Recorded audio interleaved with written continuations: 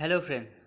मैं फिर से आपके सामने आ गया हूँ और आज मैं कुछ अलग चीज़ बताने जा रहा हूँ जो कि आपके आगे आने वाले एग्जामिनेशन या किसी भी एग्जामिनेशन के लिए काफ़ी ज़्यादा फ़ायदेमंद होंगे।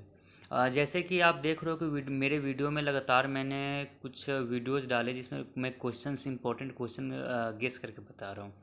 अब ये मैं क्वेश्चंस कैसे निकालता हूँ, मैं यही तरीका आप लोगों को बता रहा हूँ ताकि आप लोग किसी दूसरे के ऊपर डिपेंड ना हो पाएँ और खुद क्वेश्चंस को गेस कर पाएँ और अपने जो भी एग्जाम्सन देते हैं उसको सही से कर पाएँ। तो मैं उसको बताने वाला हूँ। मैं जा रहा हूँ, ये काफ़ी ज़्यादा हमारे लिए इम्पोर्टेंट होता है।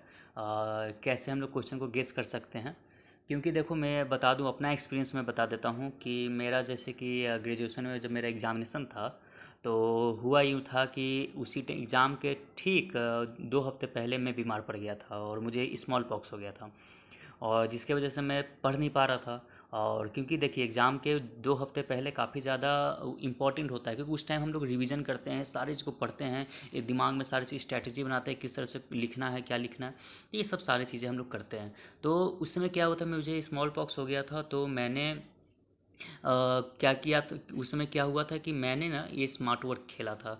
किया ये था कि क्वेश्चन मैंने गेस करके रखे हुए थे, तो मुझे पूरे किताब नहीं पढ़ने, पूरा सिलेबस पढ़ने की ज़रूरत नहीं पड़ी थी। मैंने न सिर्फ ये जो क्वेश्चंस मैंने गेस किए थे सिर्फ इतना ही पढ़ा और बस इतना ही पढ़कर मैंने क्या कर लिया कि सारे गया और एग्जैक्ट क्वेश्चन वहाँ पे मैच कर गए। मैंने कुल मिला के 7 से 8 क्वेश्चन गेस किए थे और वही 7-8 क्वेश्चन एग्जामिनेशन में आ गए। मैंने वो लिख दिया और उसके बाद मैंने ये बहुत अच्छे से और मार्क्स मेरे आए लगभग क्योंकि वहाँ का मैं ये रहा सेकंड रैंकर रहा। वो रैंकर इसलिए रहा क्योंकि मैं बीमार पड़ गया था, तो सिर्फ 7 नंबर से ही मुझे से लोग पीछे कर पाए।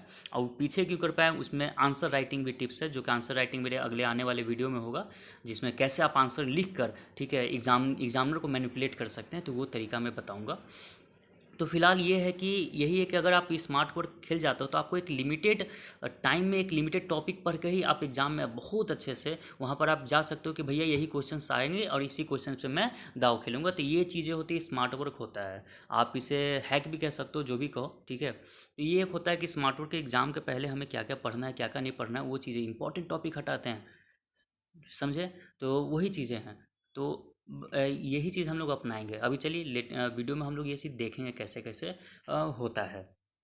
खैर वीडियो शुरू करने से पहले वही बात, वीडियो को सब्सक्राइब कर दें, लाइक कर दें, ताकि मैं और भी चीज़ों को डालूँ तो आप तक पहुंच सके। और शेयर कर दें ताकि मेरा चैनल थोड़ा ग्रोथ हो जाए और मैं इससे और भी ज़्यादा और भी अच्छे चीज़ें लाऊं जो कि आपके लिए फ़ायदेमंद हो। खैर आगे बढ़ता हूँ। तो देखिए मैंने क्या किया है ना, आपको मैं यहाँ पे पिक्चर दिखा रहा हूँ। यहाँ पे देखिए मैंने सीधा सा कुछ नहीं किया है। ये दूसरे पेपर का है, साइकोडायग्नोस्टिक पेपर का है। कोई दूसरा पेपर है, खैर कोई भी पेपर है, उससे को मतलब लिखना है, चाहे आप किसी भी यूनिवर्सिटी एग्जामिनेशन दे रहे हो। तो मैं सीधा बता रहा हूँ कि आपका जैसे कि प्रीवियस पेपर है, तो आप सबसे पहले करो कि जो ईयर का आपका एग्जामिनेशन प्रीवियस लास्ट जो एग्ज़ाम हुआ है उसका क्वेश्चन उठाओ और उसका क्वेश्चन उठा कर लगातार आप पहले लिख दो जितने भी क्वेश्चन। जैसे कि देखो इस पिक्चर में मैं दिखा रहा हूँ कि मेरा जो लास्ट एग्ज़ाम हुआ तो दिसंबर 20 में हुआ था, 2020 का एग्जामिनेशन हुआ था। तो मैंने उसके जितने टोटल 12 क्वेश्चन आए थे, 12 क्वेश्चन मैंने लिख दिया है। अब देन उसके बाद क्या करना है, देन उसके बाद उसके पहले वाला पेपर लीजिए, यानी कि 2019 का पेपर लीजिए। और या जैसे कि इग्नू में हर साल में 2 बार एग्जामिनेशन होते हैं और बाकी यूनिवर्सिटीज़ में जो एग्जामिनेशन होते हैं वो ईयरली होते हैं। तो जो ईयरली होते हैं वो पिछले साल, यानी कि जो आपका एग्जामिनेशन 2019 में हुआ होगा वो ले लीजिएगा। या फिर जैसे इग्नू वालों के लिए स्पेशली क्या करेंगे कि दिसंबर है तो ये जून वाला ले लेंगे, यानी कि जून 2020 में जो एग्जामिनेशन हो उसका पेपर लिया होगा। और जैसा कि आप देखो नीचे में लिखा हुआ भी है, मैंने यहाँ पे लिखा हुआ है, यहाँ पे आप देख सकते हो। मैंने ऑलरेडी यहाँ पर किया हुआ है, ठीक है। ये देखो, ये मैंने ऑलरेडी करके रखा है जून 20, जो कि देखो कितना क्वेश्चन इसमें आएंगे आपको। वो आपको अगर देखते हैं तो वो आपको हम लोग देखते हैं तो वो हम लोग कितना क्वेश्चन से देखिए, मैंने ज़्यादा क्वेश्चन से लिखे नहीं है, इतने में ख़त्म हो चुका है। तो ये तरीका होता है। तो अब देखते हैं कि करते करते कैसे हैं। तो मैंने किया ये कि जो क्वेश्चंस हम लोग का है, तो पहला क्वेश्चन देखो मैंने लिखा है ये। उसके बगल में मैंने अगले साल जैसे प्रीवियस ईयर आऊँगा तो देखूंगा कि इसी से रिलेटेड जो क्वेश्चंस मैंने पूछा है। देखो जैसे कि असाइनमेंट जो टॉपिक है, असेसमेंट है, तो असेसमेंट को मैंने घेरा लगा लिया, उससे रिलेटेड क्या क्या टॉपिक है। जैसे कि यहाँ पे देखो 20 दिसंबर को ये पूछा, तो अगला डेट कब पूछा, तो मैंने उस ईयर का नाम लिख दिया, उसमें उसी से रिलेटेड क्या पूछ दिया था। तो एप्लीकेशन पूछा था, डिफरेंस पूछा था, तो ये मैंने लिख दिया। फिर 17 जून को ये पूछा तो मैंने वो लिख दिया।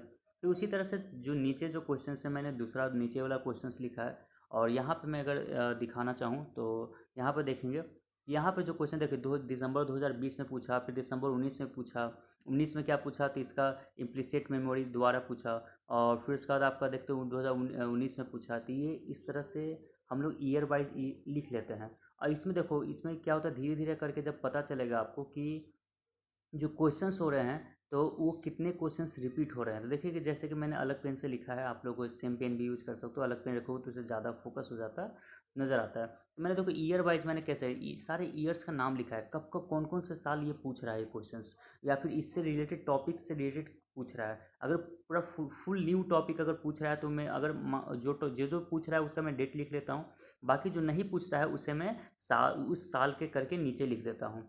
ठीक है, देन मैं फिर पीछे दूसरे ईयर का ले लेता हूँ, दूसरे ईयर का लेकर मैं फिर से वापस उसको मैच करता हूँ, और जहाँ जहाँ मैच करता है वहाँ वहाँ मैं उस ईयर का नाम लिख देता हूँ। और वो आप इसका जो भी है 2020 में जो मिलेगा तो उस ईयर का नाम लिख दूंगा, जैसे कि आप देख सकते हो यहाँ पर ये लगातार देखो 19 20 है ना, धीरे धीरे मिल जाता है। इसके बाद एक टाइम आपका आएगा कि आपको ज़्यादा क्वेश्चन लिखने की जरूरत भी नहीं पड़ेगी, जैसे कि देखिए दिसंबर 19 का मैंने लिखा, बाद 3 ही क्वेश्चन मिले हैं, बाकी सारे क्वेश्चन रिपीट हो गया। ठीक है, और ऊपर देखिए 19 जून में मैंने देखा, मुश्किल से देखिए 4 5 क्वेश्चन लिखा रहा है, बाकी सारे क्वेश्चन रिपीट हो जा रहे हैं। तो देखेंगे कुछ देर बाद ना आपको क्वेश्चन सारे रिपीट मिलेंगे, और जो इम्पोर्टेंट, इससे क्या होगा, आपको इम्पोर्टेंट टॉपिक पता चल जाएगा, कौन कौन से टॉपिक से हमें आंसर लिखने हैं, कौन कौन से टॉपिक से क्वेश्चन पूछ रहा है, क्वेश्चन किस अंदाज में पूछ रहा है, कौन से ईयर में ये क्वेश्चन पूछे जा रहे हैं बार बार। तो इससे हमें ये चीज़ का पता चलता है। तो इससे आप इंपॉर्टेंट टॉपिक निकाल लोगे, क्वेश्चन भी निकाल लोगे कि हाँ किस पैटर्न पे टॉपिक पूछ रहा है, क्या क्या पूछ रहा है। तो ऐसे करके आपको कुछ टॉपिक निकल जाएंगे, रिलेवेंट टॉपिक निकल जाएंगे। देखो कि ये है, जैसे कि साइकोडायग्नोस्टिक का मैंने ये वीडियो अभी अपलोड किया है, प्रीवियस वीडियो आप लोग देख सकते हो, वहाँ पर मैंने यही सेम क्वेश्चन आपको डाले होंगे, जो जो ये आपको दिख रहा होगा यहाँ पर, यही सब क्वेश्चन डाले। देखो जो जो अब रिपीट हो रहा है मैंने उसमें घेरा लगा दिया, टिक लगा दिया कि हाँ, जिसमें गोल कर दिया वो ज़्यादा इंपॉर्टेंट हो गया, जिसमें टिक किया यानी कि वो थोड़े से कम है लेकिन है इंपॉर्टेंट। मैं कोई टिक किया तो जितने टिक किया उतने पढ़ लेना है। देखो बाकी मैंने इस सबको टिक नहीं किया क्योंकि मुझे ये इंपॉर्टेंट नहीं लगे, क्योंकि इसका पैटर्न अलग चेंज हो रहा है।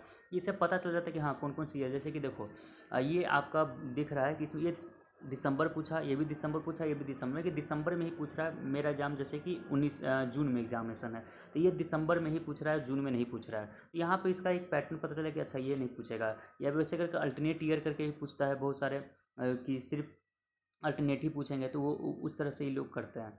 तो इस तरह से हमें भी पता चल जाता है। बाकी जैसे कि मैं ये पटना यूनिवर्सिटी में अब जाओगे तो वहाँ पर अल्टरनेट करके पूछता है, तो वहाँ पर हमें टॉपिक पता चल जाता है। तो ये आपका एक बहुत ही अच्छा ये आप मिल सकता है प्रीवियस से, ज़्यादा टाइम नहीं लगता है मुश्किल। अगर आप नए हो तो आपको 1 2 घंटे टाइम लग जाएंगे, बस 2 घंटे का मेहनत है, बाकी एग्ज़ाम के लिए इंपॉर्टेंट टॉपिक निकल जाता है। आप पूरी किताब तो पढ़ नहीं सकते। तो इस तरह से हम लोग क्वेश्चन को क्या कर सकते हैं कि निकाल सकते हैं, और हम लोग कर सकते हैं सारे चीज़। तो दोस्तों इस तरह से हम लोग बहुत सारे जितने भी एग्जाम्स होते हैं, चाहे आप कॉम्पिटेटिव एग्जामिनेशन दे रहे हो, वहाँ दे रहे हो, तो वहाँ पे इंपॉर्टेंट टॉपिक पता चल जाता है कि कौन से टॉपिक से हमें ज़्यादातर क्वेश्चंस आ रहे हैं। तो ये काफ़ी ज़्यादा आसान तरीका है। इसे आप क्वेश्चन का हैक भी कह सकते हो, इसे आप क्वेश्चन गेस करना भी कह सकते हो, और एक आम भाषा में, एक बहुत ही सरल भाषा में अगर बात करें बहुत अच्छी से, तो इसे स्मार्ट वर्क कहते हैं। ताकि यही होता है एक टॉपर में फ़र्क और बाकी आम लोगों में फ़र्क। आम लोग पूरा किताब पढ़ते रह जाते हैं पूरा वो एग्ज़ाम के टाइम में, और किताब पढ़ने का सही समय होता है एग्ज़ाम के पहले, यानी कि पूरे साल भर किताब पढ़िए, जब एग्जामिनेशन आता है तो एग्ज़ाम के टाइम में जो जो स्मार्ट वर्क करता है वही सक्सेस पाता है। तो वही चीज़ है, किताब पढ़ना ख़त्म हो चुका है, अभी से 1 महीना बचा है, और इस 1 महीने में कैसे हम लोग तैयारी करें, कैसे क्वेश्चन गेस करें। ये क्वेश्चन गेस करने का मैंने तरीका आपको बताया। अगर कुछ भी डाउट अगर बच गया होगा, कुछ भी पूछना होगा, तो आप मेरे इंस्टाग्राम पर आप मुझे वो कर मैसेज कर सकते हो, मैं लिंक डिस्क्रिप्शन में दे दूँगा। और बाकी अगर कुछ भी होता है तो टेलीग्राम मेरा चैनल है, उस पर भी आप आ सकते हो, वहाँ मैं PDF वीडियो कुछ भी दे दूँगा। ठीक है, वहाँ पर आप, मैं एडमिन हूँ तो आप डायरेक्ट आके वहाँ पर मुझे बात कर सकते हो। ठीक है, तो इस तरह से मैं ये सारे क्वेश्चन गेस करता हूँ। और दोस्तों यही मेरा स्मार्ट वर्क है जो काफ़ी ज़्यादा मेरे लिए अच्छा होता है। तो ये चीज़ है। इसी के साथ मैं वीडियो को विराम देता हूँ, और आप लोग अच्छे से पढ़िए, और आपके आने वाले जितने भी एग्जाम्स हैं काफ़ी अच्छे से जाए। All the best. Thank you.